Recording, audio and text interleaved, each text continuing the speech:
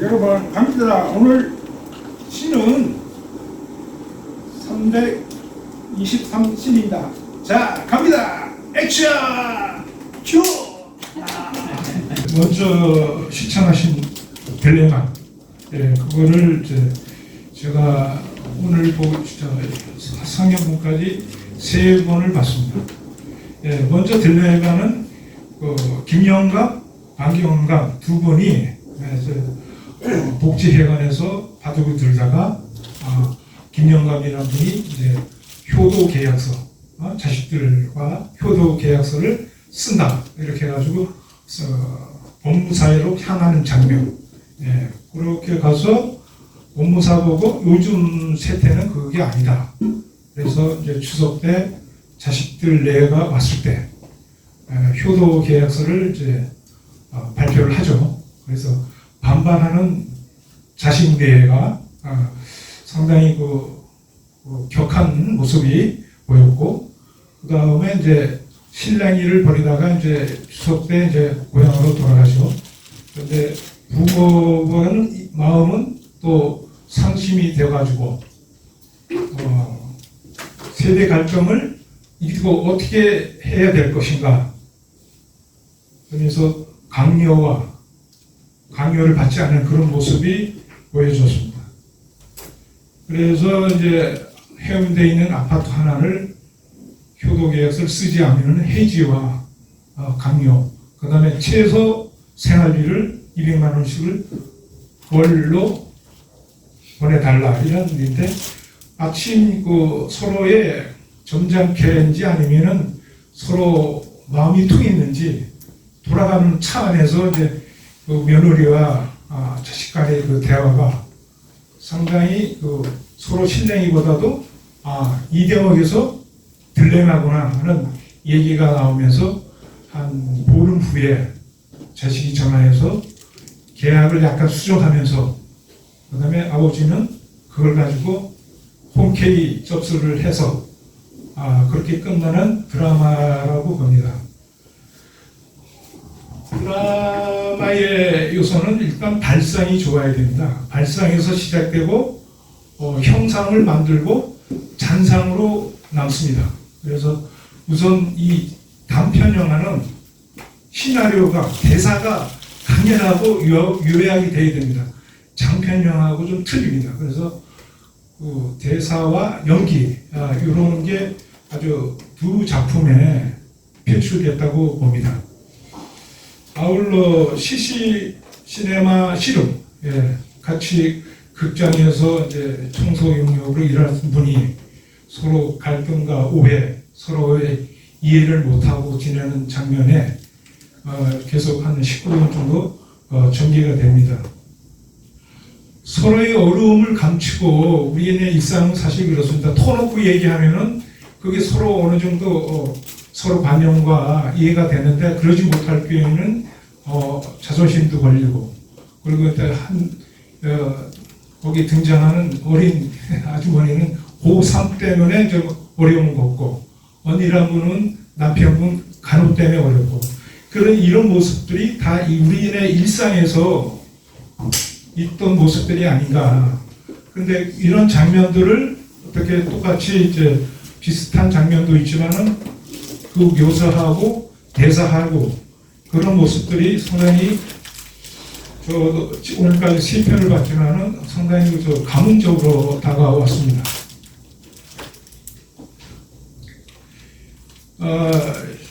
딜레마는 연출이 김성수, 그다음 등장인물은 김영감, 박영감, 법무사, 아들, 며느리, 음식점 주인, 할머니, 그 외 6명이 등장했고요.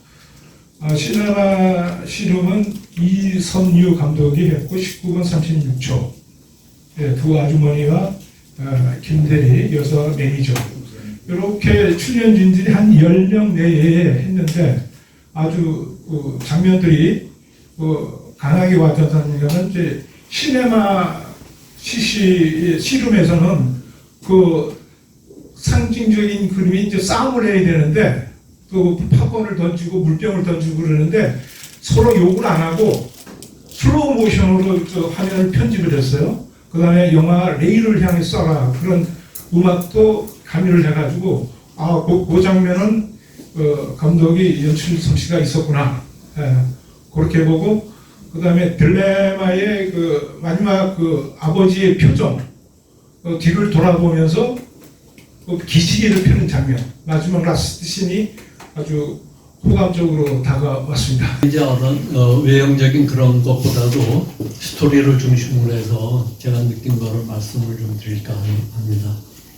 우선 딜레마에서 자식이 그 재산을 물려달라고 요구하는 그 태도를 보고 있는 부모의 심정은 정말 참으로 참담했을 것 같은 느낌이 들고 정말 받아들이기 어려운 그런 것에 목도하고 있다는 것을 알 수가 있죠.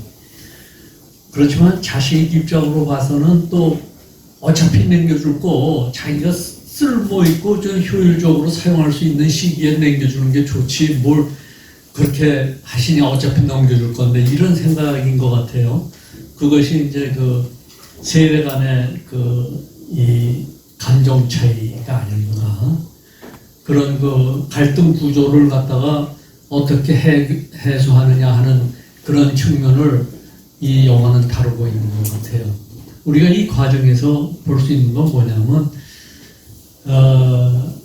나중에 그 자식이 계약 조건을 수락하고 사인을 하겠다고 했을 때 아주 기뻐하는 그런 아버지의 그 모습이 나타나는데 그걸 통해서 우리가 알 수 있는 것은 뭐냐면 부모가 자식을 생각하는 마음과 자식이 부모를 생각하는 마음이 얼마나 극도의 차이가 있는지 아버지는 자식에게 자기의 유일한 재산을 남겨주는 그 아픔 속에서도 그것을 아주 기쁘게 생각하고 즐겁게 생각하는 그런 그 표정 속에서 부모와 자식 사이에 그 사랑의 관계가 아주 극렬하게 대조되는 그런 모습을 보면서 우리도 언젠가는 항상 그런 위치에 그 봉착할 수 있을 것이라고 하는 그런 것을 생각해 두는 게 참 좋겠다 그런 생각이 들었습니다.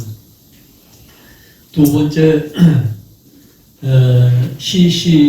시네마 시름인가요?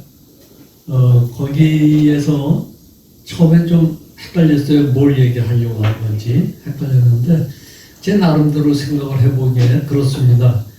두 사람 사이의 갈등이 아주 그 사소한 문제로 인해 가지고 사실 사건이 될 만한 것도 아닌데도 불구하고 부딪힐 때마다 마음을 불편하게 하는 그런 관계를 연출하고 있지 않습니까? 그랬을 때 사실은 어느 누구도 행복한 상태가 아니죠. 고3 아들을 둔 주인공하고 그 다음에 환자인 남편을 둔 그분하고 그 사이에서 서로 어려운 점을 갖고 있으면서도 그것을 갖다가 서로 풀어내지 못하고 그것이 그대로 연장이 돼서 두 사람 사이에 갈등 구조로 이렇게 나타남으로 인해서 더욱더 불행을 가중시키는 그런 장면인 것 같아요. 그런데 이제 끝날 때 보면은 그것이 반전되고 있는 게 나타나죠. 한쪽에서 그 쓰레기를 던져버리니까 손으로 받아서 그것을 다시 같이 차곡차곡 정리하면서 쓰레기통에다 같이 집어넣고 그러면서 나란히 퇴장하는 그런 장면을 통해서 두 사람 사이에 화해가 이루어지고 서로 일을 하는데 협동이 이루어지고 있는 걸 암시를 하고 있는데 과연 그런 반전은 뭐 때문에 일어난 것일까 하는 것이 사실은 참 궁금했어요. 그 사이에 일어났었던 것은 난투극이 있었죠. 그죠? 굉장한 난투극 속에서 결과적으로는 이래봤자 아무한테도 득이 되지 않는다는 걸 스스로 그 사람들이 터득을 했었던 것 같아요. 그래서 자기 반성을 통해 가지고 한 발짝씩 뒤로 물러남으로 인해서 그런 그 좋은 나타냈다고 이렇게 보고 있습니다. 우리가 그런 걸 생각을 해서 우리 주변에서 항상 일어날 수 있는 일 속에서도 우리가 그런 사소한 것이라도 생각을 바꾸면 내가 남의 생각을 바꿀 수는 없어요. 그러나 내 생각은 바꿀 수 있단 말이죠. 그런 측면에서 우리가 좀 그 지혜로운 삶을 살아가도록 그렇게 하면 안 좋을까 생각해 봤습니다. 영화를 볼 때마다 이제 그 등장하는 그 인물들의 그 연기하는 모습을 보게 되면은 참 전문가도 아니신데 연기를 참 잘한다는 걸 갖다가 많이 느끼고 있습니다. 오늘 이제 첫 번째 그 딜레마 같은 경우는 이제 부산에서 촬영을 했는데 저도 부산에서 오랫동안 이제 살아봤습니다만 그래서 더 흥미롭더라고요. 근데 일단 내용에서 그 부모의 자식에 대한 사랑은 끝이 없는 것 같아요. 연세 드신 분들의 자식에게 재산 물려주지 말라. 100명이면 100명 다 똑같은 생각을 갖고 있는데 그게 실제로 안 되고 있죠. 오늘 그 보신 그 영화도 마찬가지 이제 자식의 사업을 위해서 원룸을 갖다가 처분해야 된다 이런 내용이 나왔는데 글쎄 여기에 대한 뭐그 좋다 나쁘다는 누구도 판단을 못 내릴 것 같아요. 저 자신도 마찬가지 그렇고 실례로 제가 전에 그 양산 통도사의 어떤 할머니가 길바닥에서 나무를 팔고 있었는데 대화를 나누는 중에 그 할머니만 살아있고 주변 분들은 다 돌아가셨다 하더라고요. 왜 할머니만 살아 계시고 다른 분들 다 돌아가셨습니까? 했더니 자식들이 집을 팔고 부산 시내에 와서 같이 살자. 이렇게 해서 결국은 몇 달 살다가 요양병원에 가서 또 요양병원에 돌아가시고 자기는 이제 그 시내를 안 갔기 때문에 아직까지 살고 있다. 이런 얘기를 들었을 때 과연 진짜 자식하고 부모하고 같이 산다는 것도 쉽지가 않고 그 자식을 위해서 부모가 모든 재산을 갖다가 이렇게 넘겨준다는 것도 좀 힘들지 않나 해서 간접적인 그런 이제 그 영화를 본 것 같습니다. 두 번째 그 내용에 대해서는 제가 엊그저께 느꼈던 내용과 거의 비슷한데, 그 제가 식당에 이제 순대국집을 들어갔었는데 주방에서 막 싸우는 소리가 나더라고요. 거기서 일하는 분들끼리 둘이서 음성이 막 너무 크게 호흡까지 들리고 했는데, 뭐 저희 불구경이나 쌍구경은 뭐 어떻게 썰어도 뭐 봐라 이런 얘기 있듯이 흥미롭더라고 저도요 먹으면서. 그러더니 이제 한참 있다가 옆에 그 손님이 그러더라고요. 아이 순댓국을 시킨 지가 20분 30분 지났는데 아직까지 줄 생각하려고 싸움은 한다 이런 얘기를 하더라고요. 참 한바탕 이제 그 식당 내부가 좀 웃음바다가 됐는데 모르겠어요. 그 이후에 이제 그 두 분이 관계가 영화에서 나오는 것처럼 해피엔딩으로 끝났으면 하는 이런 생각인데 줄거리라든가 이런 건 뭐 생략하고 첫 번째 그 딜레마에서 효도 계약서를 쓰라고 그러니까 아들이 내가 재혼에 반대해서 그런 거예요? 하는 말이 상당히 뭘 생각하게 하더라고요. 제 주변에서 그런 비슷한 사람들이 둘이 있었습니다. 한 사람은 좀 재산이 좀 있는 분인데 재혼하려고 그러니까 자식들이 엄청 반대를 했어요. 자식이 딸 하나에 아들이 셋인데 네 명이 한 사람도 찬성하는 사람이었고 철저하게 반대를 하더라고요. 이제 그분이 저하고 이제 상담을 해서 어떻게 했으면 좋겠느냐. 나는 꼭 재혼을 하고 싶은데 그럼 그냥 하세요. 무시하고 그냥 하세요. 좋은 방법은 혼인신고를 먼저 하는 방법도 있습니다. 그래서 혼인신고부터 해버렸어요. 그러고 나니까 자식들이 어떻게 할 방법이 없잖아요.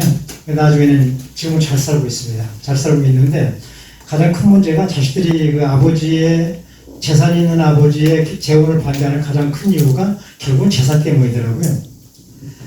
그런 케이스가 있었는가 하면은 저 친구라기보다 지인 중에 하나가 뭐 좀 사업을 하다가 다 망해먹었어요. 완전 피투터리가 됐어요. 그래서 어떻게 이제 노년에 취업을 해서 그런 대로 이제 생활을 유지하고 있었는데 이 사람이 재혼을 하려고 그러니까 그러나 아들 하나 딸 하나 둘인데 자식들이 쌍수를 들여서 환영을 하더라고요. 그래서 주변에서 우리끼리 한 얘기가 그래 재산도 없고 가진 게 없는 아버지는 결국 자식들에게 짐만 되니까 재혼을 한다고 했을 때 환영을 받는구나 이런 얘기를 했었는데 효도계약서의 의미 요즘 뭐 우리들 그 카톡 같은 데 하면 그런 얘기 많이 나오죠. 죽을 때까지 재산은 절대 물려주지 마라. 꼭 쥐고 있어야 자식들한테 대우받는다. 그 다음에 죽을 때 주고 가면 된다. 이런 얘기인데 자식들은 또 되게 반대죠. 어차피 줄 거 좀 미리 주면 우리가 좀 살기 편할 텐데 왜 그렇게 끝까지 안 주고 꼭 쥐고 있어야 하는지 모르겠다. 그래서 청년 세대와 노년 세대의 갈등의 기본적인 갈등 중에 하나가 아마 이런 것이 아닌가. 영화를 보면서 그런 생각을 해봤습니다. 두 번째, 시네마 시름인가요? 우리 직장 생활에 직장인들의 그분들은 이제 둘이 다 극장에서 참석하는 분들인데 직장인들의 어떤 속성 같은 걸 보여준 게 아닌가 이런 생각이 듭니다. 사실 별것도 아닌 거 가지고 직장 내에서 좀 기분 나쁘다고 그래서 서로 헐뜯고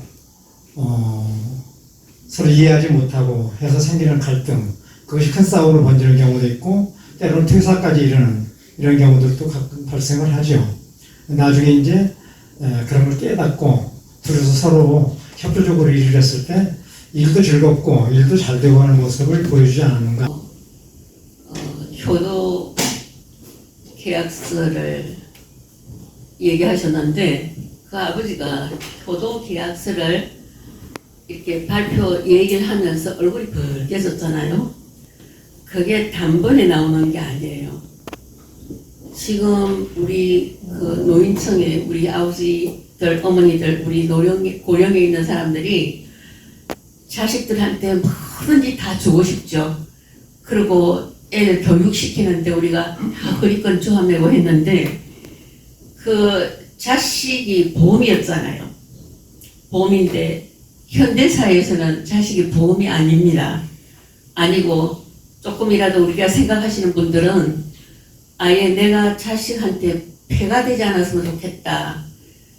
그래서 내가 지금 현재 있는 걸 가지고 어떻게 조절할 것인가 이렇게 얘기하시는데 이제 아까 그 아버지는 해운대 거기 비치나 그쪽에 있는 게 가격도 꽤 나가는데 자식들이 이런 말이 있잖아요. 시중에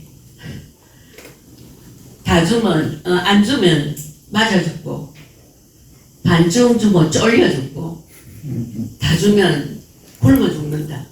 그런 분들이 쪽방통해가지고 참 많습니다. 그게 야금야금 이렇게 주다 보면 젊어서는 푼돈이라도 벌 수 있지만은 지금은 그런 사정이 건강 문제라든지 아니니까.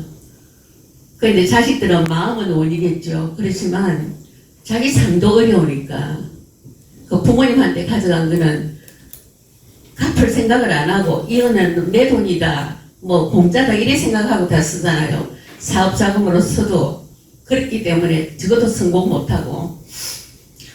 그러게 지금 오늘 현실인 건데 현실을 고발한 것 같아요. 지금 우리가 다 당하고 있고 우리 이웃이 다 당하고 있고 내가 당할 다 문제들이라고 생각되는데, 그런데 그 아들하고 트러블로 일어나지만 그런 전쟁을 한두 번 겪고 나면 이제 조금 조정이 되는데 아버지는 한 발 뒤로 물러서고 자식들도 좀 이렇게 생각을 달리하고 이렇게 해서 하는 게 좋겠죠. 좋은데 그렇게 되기가 좀 쉽지 않은데 그게 좀 널리 퍼졌으면 참 좋겠어요. 그런데 법적으로 우리 자식하고 부모가 법적으로 가야 되나, 그거는 참 극한 사안인데도 시대가 그걸 그렇습니다. 그렇게 해야 됩니다. 그러니까 내 자식은 안 그렇지 이렇게 생각하지만은 그도 오산이에요. 며느리가 있기 때문에 내 자신은 부모한테 효도하고 싶어도 며느리가 있기 때문에 며느리가 막 돌렸어 막 그거 하면 지금 못 살겠다 뭐 얘기한다 그러면 며느리 따라가거든요. 그리고 저것도 오죽 어려우면 또 그래 하겠습니까? 그것도 이해가 됩니다. 그리고 그 두 번째 영화는 그 잔잔한 우리 일상에 그 알바들도 하고 뭐 좀 어려우니까 푼돈 벌려고 뭐 그렇게 하시는 분들의 갈등인데, 사람 사는 데는 저렇게 힘들게 사는데 왜 저렇게 소리를 지르고 저러지 하지만 그 사람들은 삶 자체가 그냥 tak박하니까 그냥 조금 뭐 우리가 용서하자, 화해하자, 뭐 이해하자, 격려하자 하는 게 통하지 않습니다. 그리고 또 생각해 보지도 않고 생각할 겨를이 없으니까 그냥 내가 너무 힘드니까 이제 그게서 막 이래서 싸움도 하고 그래 하겠죠. 하는데 조금 우리가 그 삶이 여유로우면 남의 입장을 좀 이렇게 되돌아 이해할 수 있는 그 부모가 자식 이해하듯이 그 삶도 그렇게 되면 이 사회가 좀 더 따뜻해지겠죠. 아까 그 영화도 이제 그거는 차츰 더 좋아졌기 때문에 그런 걸 우리한테 시사하는 바가 크다고 생각합니다. 이 시네마 씨름 아주 재미있게 봤습니다. 근데 처음에는 영화 제목이 영어로 CC하고 나와요. 예, 그래서 먼저 떠오른 거는 대학생들 대학 캠퍼스 커플 뭐 이렇게 쓰이잖아요. 같이 연애해가지고 결혼한. 그래서 그게 먼저 떠올랐는데 영화를 보고 나니까 그 CC의 의미가 완전히 드러나네요. 그러니까 본 영화 아래에 첨부된 그런 명상이죠. 그 난투 버리는 장면이 본 영화에 첨부된 그런 뜻으로 CC가 쓰였던 것 같아요. 그리고 이 영화는 김치전 가지고 또 그 보톡스네 보석이네 아주 참 우리 사회에서 흔히 볼 수 있는 그런 얘기를 가지고 서로 난투까지 벌이게 되는 과정을 재미있게 엮었습니다. 근데 단순히 재미있게 보기는 마지막 장면에 반전이 이루어지죠.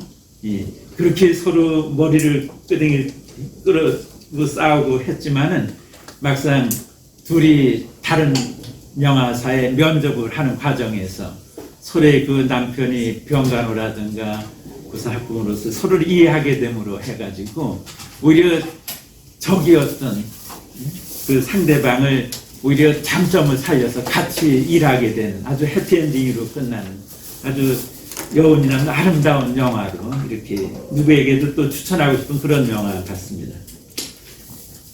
그리고 딜레마는 사실 얘기거리가 많아요. 그죠? 예.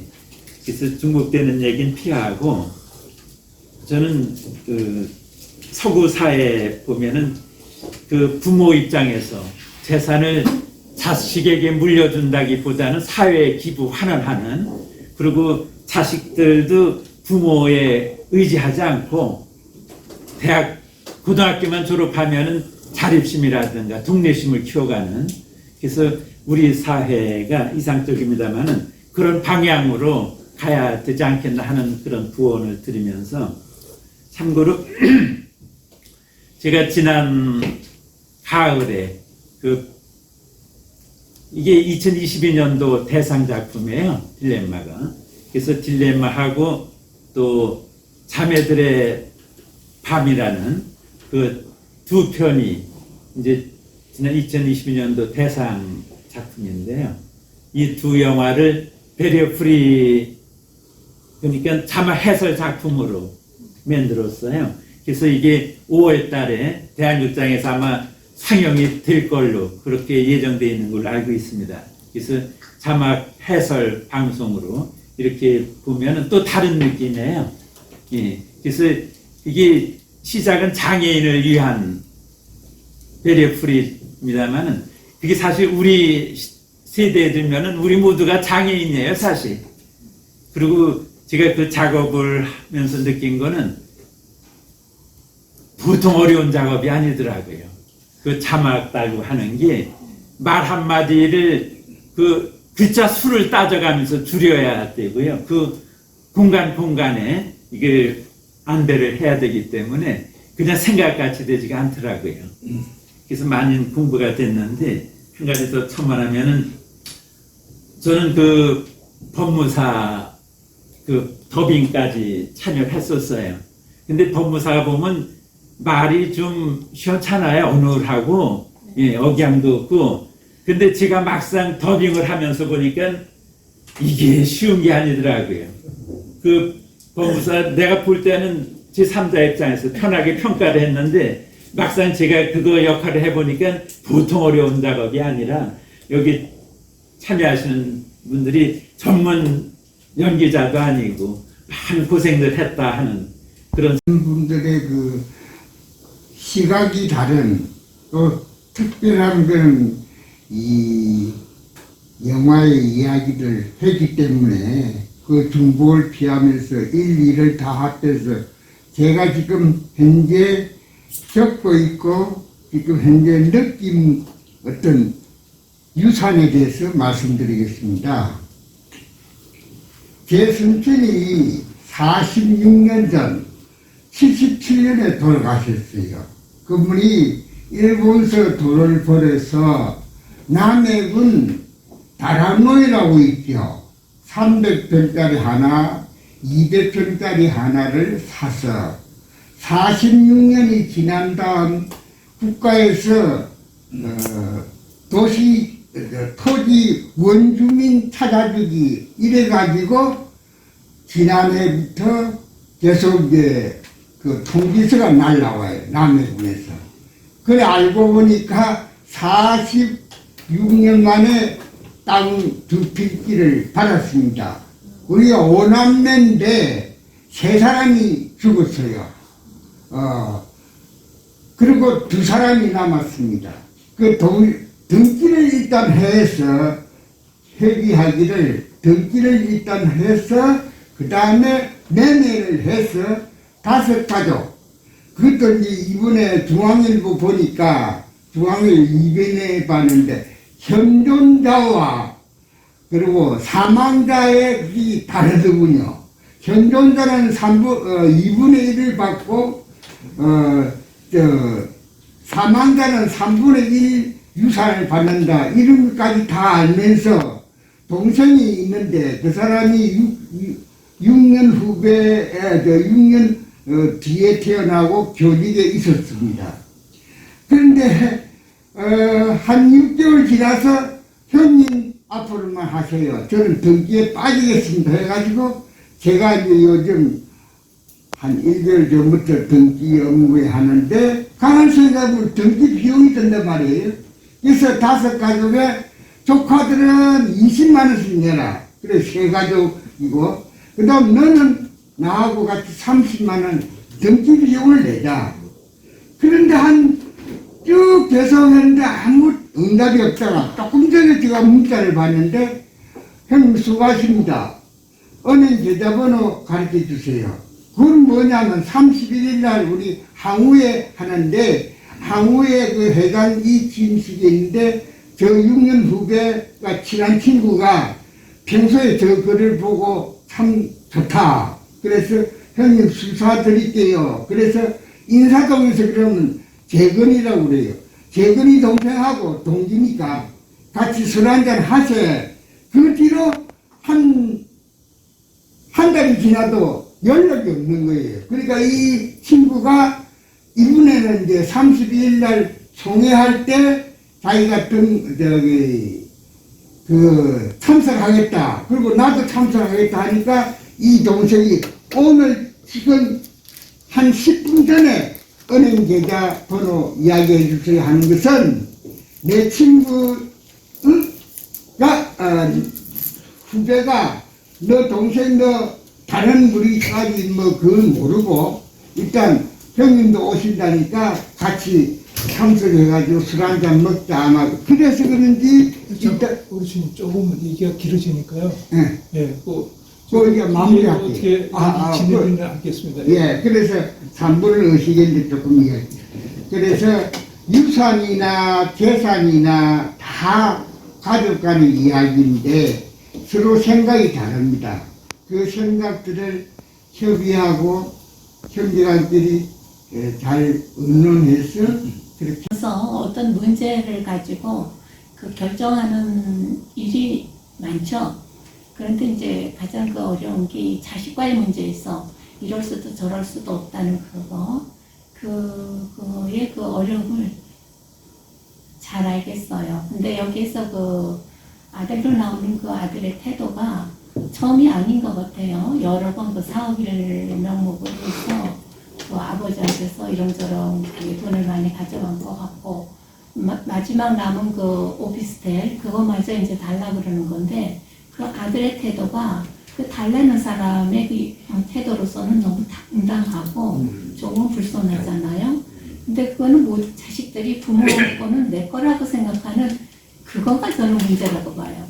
요즘 우리 부모들은 자식들한테 그 노후를 의지할 생각 하나도 있거든요.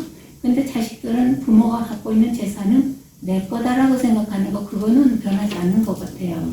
그래서 거기에서는 어떤 그 갈등 그런 게 있는 것 같은데 뭐 그래서 그건 어떤 새로운 얘기는 아닌 것 같아요. 근데 이제 그 효도 계약서라는 것은 조금 이제 낯설기도 하고 그때 좀 신선하게 저는 봤고 굉장히 그건 저는 합리적이라고 생각을 해요.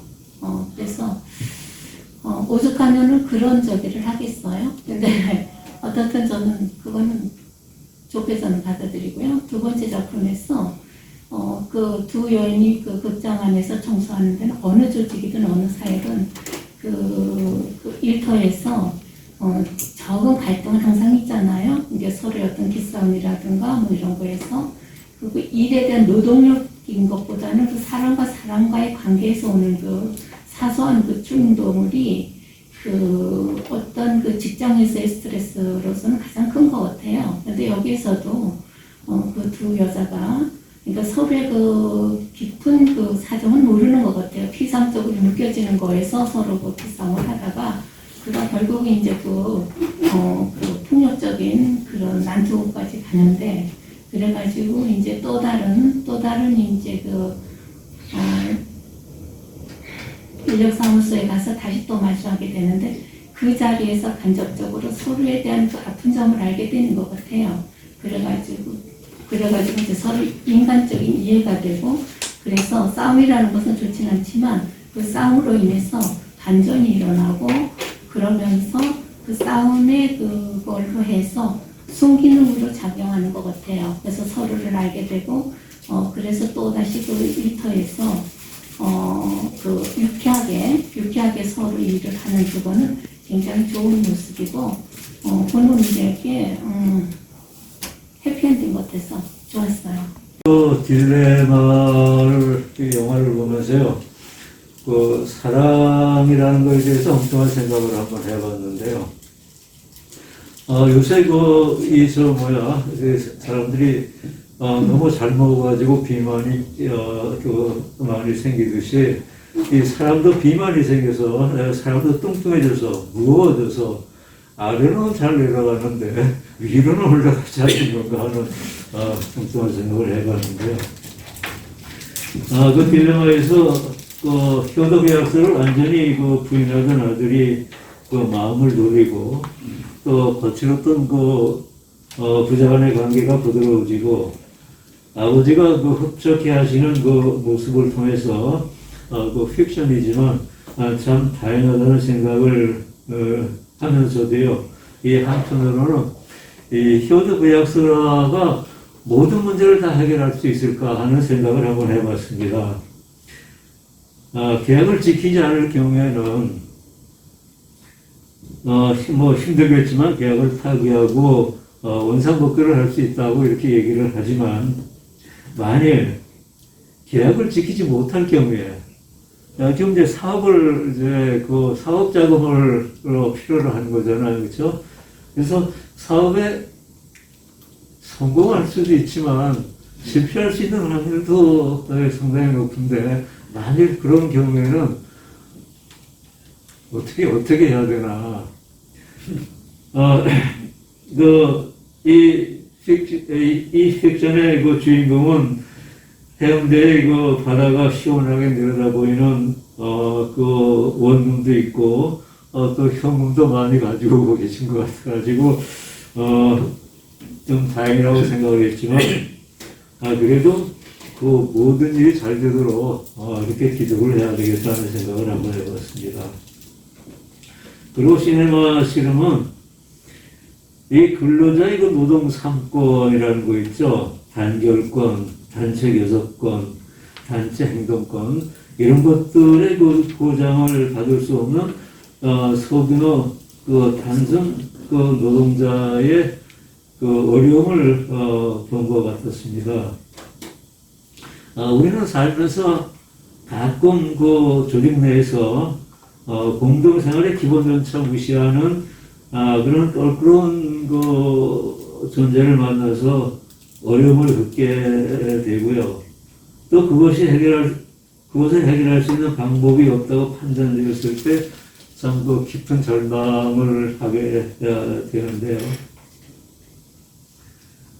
그 시네마 실험을 통해서 만일 우리가 그와 같은 힘든 상황이 발생하고 또 해결할 수 있는 방법이 없다고 판단되었을 때 어떻게 할 수 있을까? 빨리 결정을 해가지고 그 필요한 조치를 취하면은 마지막까지 그 영화에서 같이 그 싸움 난투 같은 그런 마지막까지 가지는 않고 그 다음에 이제 그 일을 하고 일을 하고 있을 때 다른 일을 찾는 것은 일을 놓고 찾는 것보다는 훨씬 쉽지 않을까 그런 생각도 해봤는데요. 그 마지막에 이제 그 면접 장소에서 두 분이 똑같이 만나면서 그게 서로를 이해하게 된 것이 아닌가. 그래서 살면서 우리가 힘든 일을 겪을 때 그것에서 도망가려고 하지 말고 좀 더 이해를 하고 한 발 뒤로 물러서서 좀 더 생각을 하고 좀 더 이해를 하는 것이 더욱더 바람직한 것이 아닌가 하는 생각을 하게 되었습니다. 오늘 작품도 아주 두 가지가 상당히 그 편한 소재 갖고서 해서 참 공감 일으키기 좋은 작품들 같고요. 첫 번째 그 딜레마도 뭐 사회 변화 문제 갖고 한 거고요. 두 번째도 어떻게 보면 이제 그 사회적인 문제 갖고서 취급을 했는데 이게 이제 그 시니어들에 대한 사회 문제의 그 딜레마는 유선, 재혼, 합가 이런 것들이 피부의 관계를 와닿으리라고 생각을 하고요. 여기에서 이제 아까 저도 이런 거 하면서 되게 그 교육을 많이 받는 것 같아가지고 그래서 하는데 그 재산이 있으면은 자식이 반대한다. 근데 반대로 보면은 재산이 많으면 그 재혼율이 높아질 수가 있을 것도 같아요. 여자분들이 엄청 좋아하니까. 근데 재산이 없으면 여자들이 안 한단 말이에요, 이게. 그래서 참 이게 좀 아이러니한 문제구나. 이제 그걸 갖다 조금 더 부각을 시켜서 드라마를 만들었으면 재미도 있었을 것 같은데, 이건 교육적인 이런 뭐 스토리로 끌고 간 것 같아요. 그래서 이제 좀 그런 부분이 있고요. 두 번째 그 시네마 씨름은 또 어떻게 보면은 이것도 이제 사회적인 문제인데, 이게 이제 그 여성들이 일을 안 하면은 이 노후 생활이 안 되는 모습이 이제 나온 거잖아요. 그게 이제 요즘 현실적인 문제 아니냐. 그래서 이제 공동적인 저기는 질투와 경쟁 속에서 결국에는 이해하고 그다음에 배려해서 이제 나중에는 이제 화합해가지고 즐거움을 찾는다 하는 이런 스토리 전개가 쫙 돼서 어떤 면으로 봐서 좀 밋밋하게 가면서 하는데, 역시 이게 단편 영화는 짧은 시간 내에 하려니까 막 극적인 걸 최단으로 끌어올릴 수 있는 시간적 여유도 없을 거고, 그래서 했는데 이 주제를 갖고서 어떻게 좀 오늘 그 본 영화 두 편인데 하나 딜레마에 대해서는 제 느낌을 간단하게 얘기하겠습니다. 우선 이 주제가 우리 주변에서 흔히 접할 수 있는 그런 주제였기 때문에 쉽게 공감할 수 있는 그런 내용이었던 것 같습니다. 단지 이제 제가 이 영화를 보면서 그냥 관객의 입장에서 어쩌면 우리 도슨트 해주신 분하고 좀 시각이 다를 수도 있는 그런 점을 한번 말씀드려 보겠습니다. 이 효도계약서라는 것을 주제로 내세워서 마지막 순간에는 그 효도계약서를 체결하는 걸로 이렇게 끝났는데, 저는 이제 그 효도계약서라는 것이 필요하냐 아니냐를 떠나서 우리가 왜 부모 자식 간에 효도계약서를 체결하지 않으면 안 되는지, 그런 것이 좀 그런 퀘스천을 가질 수 있는데, 이 영화는 효도계약서를 체결하는 것이 옳은 해결 방법이다, 이렇게 결론을 내고 있는 것 같은 느낌이 들거든요. 그래서 이제 체결하고 나서 그 주인공이 안도의 그 숨을 쉬고 창밖을 내다보는 그런 장면이었는데, 저는 오히려 그게 이제 그 주인공의 어떤 갈등이나 그 고민 같은 것을 희석시켜버리는 그런 장면은 아니었나, 이렇게 생각을 합니다. 그래서 그렇게 효도계약서를 체결한 거에 대해서 일종의 즐거움을 표현하기보다는 오히려 더 그거로부터 허무했던 그런 느낌으로 좀 종결을 해주는 것이 좋았지 않았을까, 그런 이제 생각을 가졌습니다. 그리고 그 다음에 이제 시네마 씨름인가요? 그 영화는 보통 그 직장에서 흔히 겪을 수 있는 그런 어떤 직장 동료 간의 갈등 문제인데, 그 영화의 이 마지막 장면, 단편 영화다 보니까 자연히 이제 그 마지막 장면의 그 주제를 얼마만큼 강조하느냐, 이런 거를 아마 표현을 할 텐데, 마지막 장면이 저는 어떻게 끝난 건지가 다소 좀 불분명하다, 그런 느낌을 받았거든요. 왜냐하면 그 여자분 한 분이 인터뷰를 하고 나서 그 인터뷰어를 쫓아 내려오면서 그 여자에 대한 좋은 점을 얘기를 해줬거든요. 그래서 마치 그 자기가 서로 갈등을 겪던 그 사람을 추천해 주는 것 같은 그런 느낌을 받았는데, 나중에 또 마지막 장면은 둘이 같은 공간에서 같이 일을 하는 그런 장면으로 이렇게 끝을 냈는데, 이게 그러면 어떻게 했다는 건지, 물론 뭐 영화가 모든 것을 다 설명할 필요는 없겠지만 그것이 좀 혼란스러웠지 않았나, 그런 느낌이 들어요. 그래서 이 두 분이 직장을 옮긴 건지 아니면 화해하고 같이 일을 하게 된 건지, 그러면 그 화해했다는 그 모멘텀이 조금 약하거나 없었던 거 아닌가. 그냥 인터뷰할 때 상대방이 뭐 남편 때문에 어떻겠다, 이런 거는 사실 굉장히 좀 자비적인 부분인 것 같아요. 그래서 그 결론 부분이 좀 불분명한 그런 영화가 아니었나, 이렇게 제 생각입니다. 그냥 일반적인 관객 입장에서.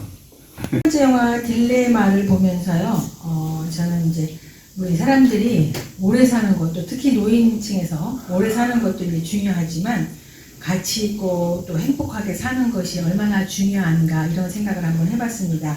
그리고 또 가족이란 무엇인가 하는 생각도 좀 해봤고요.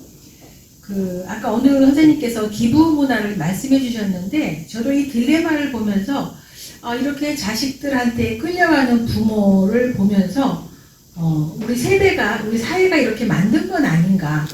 어려운 시대에 살던 그 엄한 부모 밑에서 자라면서 어려움과 또 절약, 또 근검 절약을 배우며 자라난 지금의 아버지들의 자녀들은 내 자식만큼은 어떻게든지 고생 안 시키고 훌륭하게 키우겠다는 그런 욕심이 낳은 결과물이 아닌가, 그런 생각도 해봤습니다.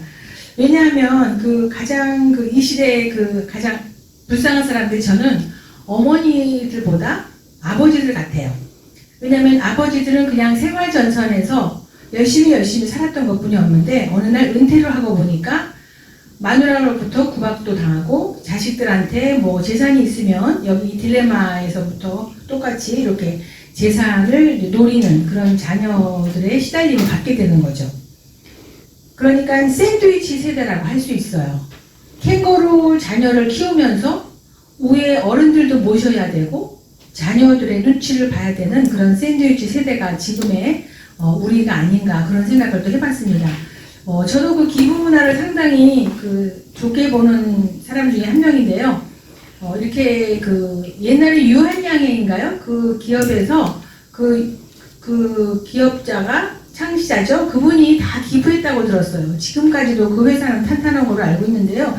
이렇게 어려서부터 자식들한테 암만 자기가 재산이 많아도 나는 너희들 줄 게 없다. 나는 사회에 공헌하겠다. 이렇게 해서 서양처럼 그런 사회가 되면 이렇게 자식들이 항상 부모한테 뜯어가려고 하는 그런 캥거루 같은 생각은 하지 않을까 그런 생각을 좀 해봤습니다. 그 다음에 또 CC 시네마 씨름에서는요, 저는 상당히 재밌게 봤습니다. 이 감독이 굉장히 위트 있게 표현을 했는데요. 어른들이 요새 보통 뭐 나이가 벼슬이다, 노인들이 젊은 애들 그렇게 표현한다고 해요. 뭐 나이가 벼슬이야, 뭐 이렇게 어디 가서든지 너 몇 살이야, 뭐 노인석에 앉으면 지하철에서 저는 가끔씩 당신 몇 살이야? 이러고 싸우는 사람들 보거든요. 그러니까 나이가 벼슬이 아닌데 우리나라는 유교 사상에 젖어서 너무 그런 거에 이렇게 연연하는 것 같은데요. 여기서 아주 하찮은 그런 계약직이면서 이렇게 아까 어느 선생님 말씀처럼 이렇게 계약직이잖아요. 사실 어려운 직인데 여기서까지도 서로 배려심이 없고 저는 이제 객관적으로 제가 봤을 때는 노인 여자분 노인이 잘못이라고 생각해요. 젊은 사람을 조금 얼마나 열심히 삽니까? 고등학교 자녀를 둔 분이 열심히 살고 있는데 물론 이 노인분도 남편을 이렇게 보살피느라 이렇게 직장 생활을 한다고 쳐도 자기 딸 같은 분 아니에요? 그러면 어른이면 조금 더 배려심이 깊어야 되지 않을까 그런 생각을 해봤습니다. 그래서 난투극을 벌이는 장면은 아마도 감독이 이렇게 서로 배려심 없고 또 이렇게 나이 든 사람은 나이를 앞세우고 젊은 사람은 엄마 같은 사람이 굉장히 미웠지 않겠어요? 이런 것을 세대 간의 갈등을 굉장히 이렇게 아주 극도로 표출한 것이 아닌가. 그런데 재미있게 표현했다고 저는 생각합니다. 이상입니다.